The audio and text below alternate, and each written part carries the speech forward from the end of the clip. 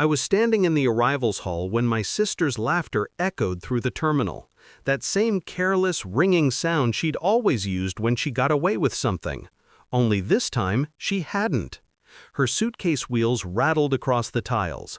She looked sunburned, radiant, wearing designer clothes she couldn't afford. Or rather, that I couldn't afford anymore.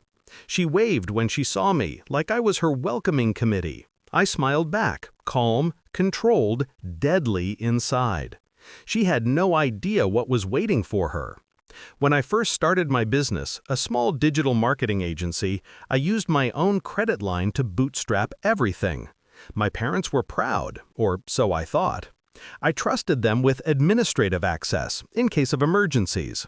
Family helps family, my mother used to say. That was before I learned what help meant in their language.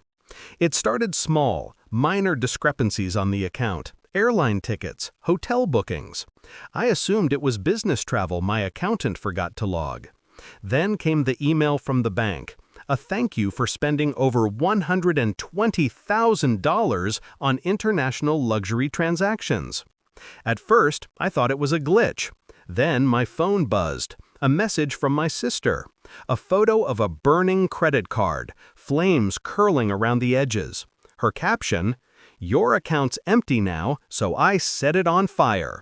Thanks for funding my world trip, big bro. I had so much fun with your card." My hands went cold. I remember staring at the message for a long time, not in anger, just silence.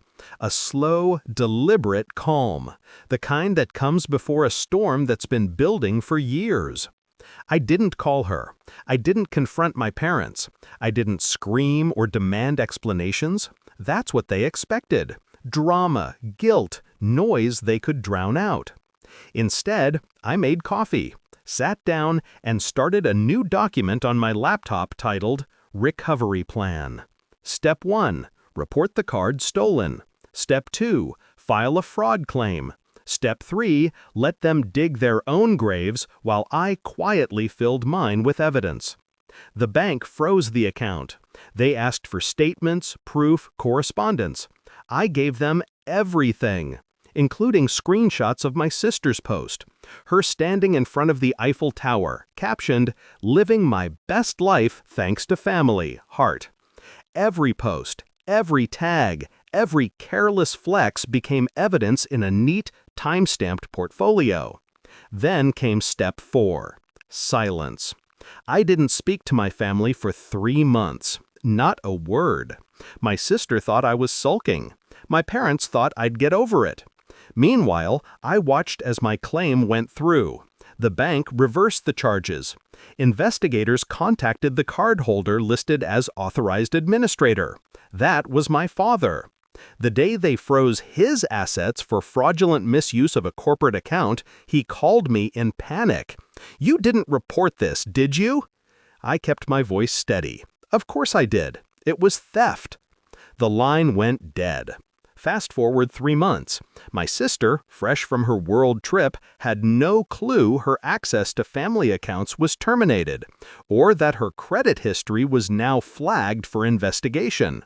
So when she landed at the airport, expecting me to drive her home, she didn't expect the uniformed officers waiting near baggage claim. "Miss, you're being detained for questioning regarding an open fraud case," one of them said politely. She laughed at first, that same laugh. Then she looked at me. The laughter died. "Wait, you reported me?" I tilted my head slightly. "No, the bank did." She started crying. Our parents rushed in, shouting, blaming me. I didn't flinch. I just watched her hand over her passport, her perfect vacation nails trembling. Karma doesn't always announce itself. Sometimes it just shows up on schedule. A week later, I got an email. Case resolved, funds restored, account secured. My sister avoided jail, but the record would follow her, as it should. She'd never get another credit line without explaining her little trip. My parents called it cruel. I called it accountability. Funny thing is, I didn't feel triumphant. Just clean. Like I'd finally taken back something they'd stolen long before the money. Respect. Sometimes revenge isn't loud. It doesn't need fire or fury. It's the sound of a gavel, the click of a frozen account, the silence after a liar realizes their game is over. When I saw my sister weeks later, she couldn't look me in the eye. I didn't rub it in. I just said, next time you steal from someone, make sure they don't know how to audit. She walked away without a word. That night, I reopened my company account, the numbers restored, the future intact. I poured a drink and stared at the faint scorch mark on the replacement credit card. Her photo, that burning card, had started this. And maybe that's fitting, because sometimes you have to burn something down to start clean again. Justice doesn't always roar. Sometimes it just smiles quietly while the gala